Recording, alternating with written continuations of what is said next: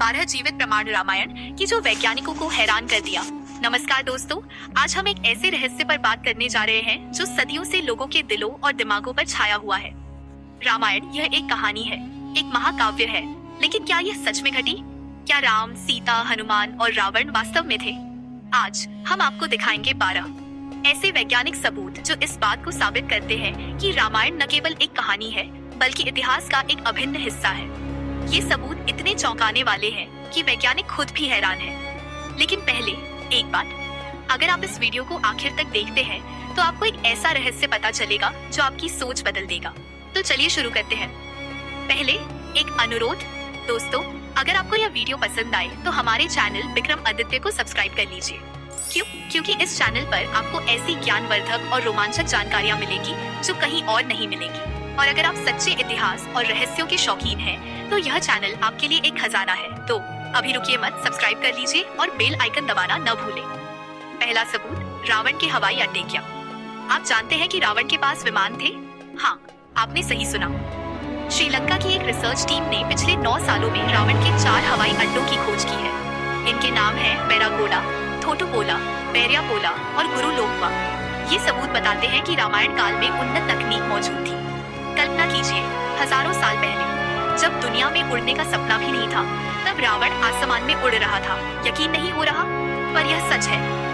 दूसरा सबूत, रावण का महल और गुप्त रास्ते। श्रीलंका में एक ऐसा महल मिला है जिसमें गुप्त रास्ते हैं। ये रास्ते महल को शहर के अलग अलग हिस्सों से जोड़ते हैं।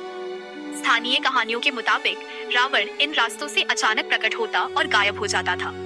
ये गुफाएं प्राकृतिक नहीं बल्कि मानव निर्मित है, जो रामायण काल की तकनीक को दर्शाती है। वैज्ञानिकों ने इन्हें 5000 से 10,000 साल पुराना बताया है। क्या ये आपको हैरान नहीं करता? तीसरा सबूत, अशोक वाटिका। रामायण में कहा गया है कि रावण ने सीता को अशोक वाटिका में कैद रखा था। श्रीलंका में आज भी यह जगह मौजूद है जिसे सीता एलिया कहा जाता है।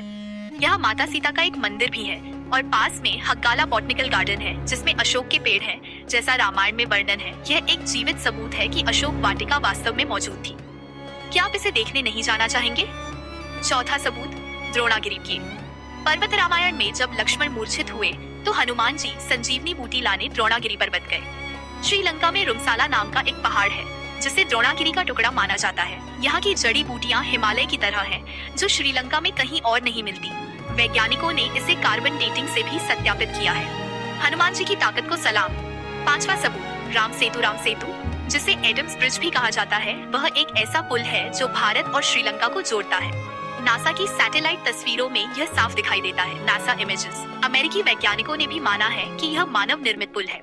क्या यह नहीं साबित करता कि राम और उनकी सेना ने वाकई इस पुल का निर्माण किया था? यह देखकर मन में गर्व होता है ना? छठा सबूत, राम सेतु के तैरते पत्थर। और अब एक और चमत्कारिक सबूत, राम सेतु के पत्थर पानी पर तैरते हैं। हाँ, आपने सही सुना। ये पत्थर इतने हल्के हैं कि पानी पर तैरते हैं, जबकि सामान्य पत्थर डूब जाते हैं। वैज्ञानिकों ने बताया है कि ये प्यूमिस स्टोन है, लेकिन रामायण में कहा गया है कि राम ने इन पत्थरों पर श्री राम लिखकर पुल बनाया था। क्या यह नहीं दर्शाता कि रामायण में वर्णित घटनाएं सच थीं?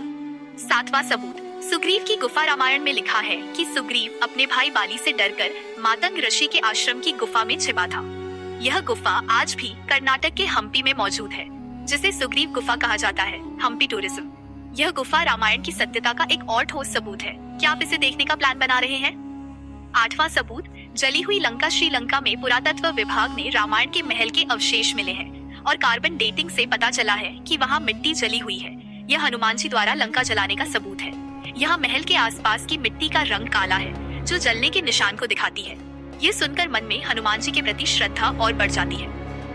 नौवां सबूत, रामलिंगम। रामायण युद्ध के बाद राम ने रावण वध के बाद ब्रह्म हत्या के पाप से मुक्ति के लिए शिव जी की आराधना की।